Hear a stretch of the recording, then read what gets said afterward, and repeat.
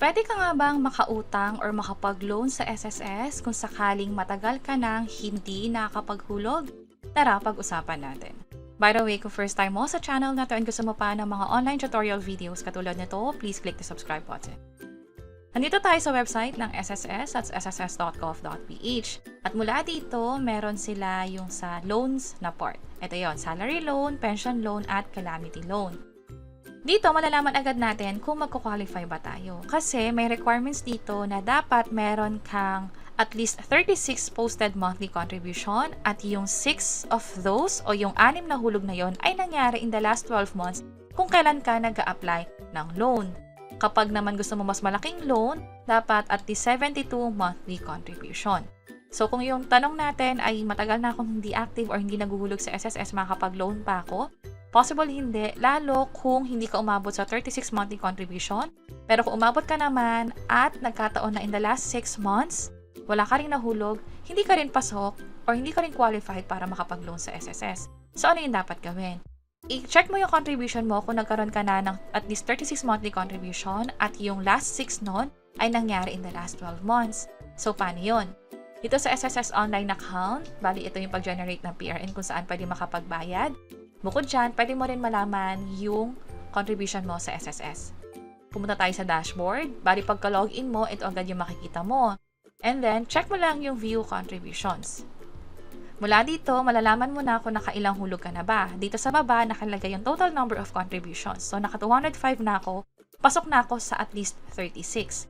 Yun nga lang, in the last 6 months, wala akong nahulog ni isa sa SSS. That's why, kapag nag-apply ako ng loan, halimbawa salary loan, magkakaroon ako ng error message na katulad nito. You have no 6 contributions for the last 12 months. Kung gusto kong makahulog sa kanila, kailangan kong hulugan yung nakaraang 6 na buwan at pwede na mag-proceed sa pag-loan dito sa SSS. And also, idagdag ko na din na bukod sa loans, meron din kasi yung sa mga iba't ibang benepisyo sa SSS. Halimbawa, nagkasakit ka. Ito yon. Malaking tulong yung daily cash allowance mula sa SSS kung sakaling na-confine ka or hindi nakapagtrabaho due to sickness or injury. Pero dapat meron kang at least 3 months contribution within those 12 months bago yung semester ng pagkakasakit or nung injury.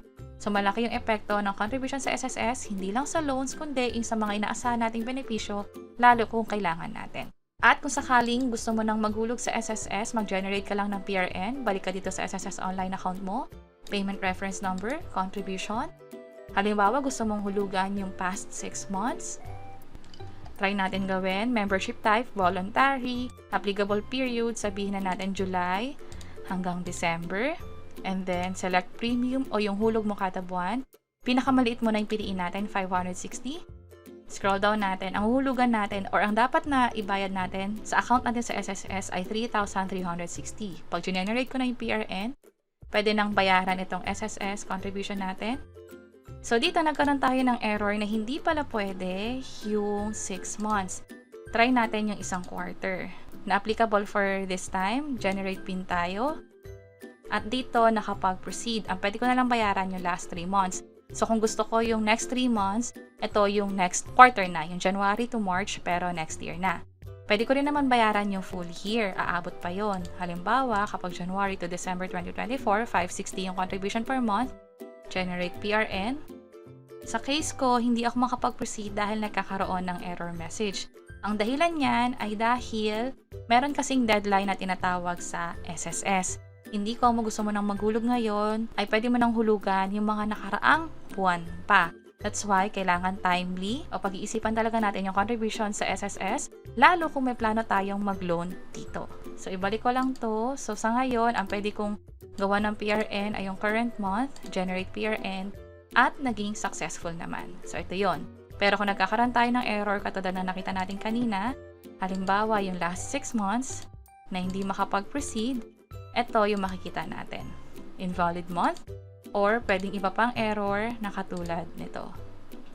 At kung sakali man na may question tayo sa SSS, gusto natin mag-inquire kung ano yung dapat gawin, pwedeng mag-raise ng issue sa Usap Tayo portal. Meron kaming ginawang hiwalay na tutorial video, nag-raise kami ng concern tungkol sa missing contribution. Pwede nyo i-check itong video sa bandang baba. Sana makatulong and see you sa mga next videos. Bye-bye!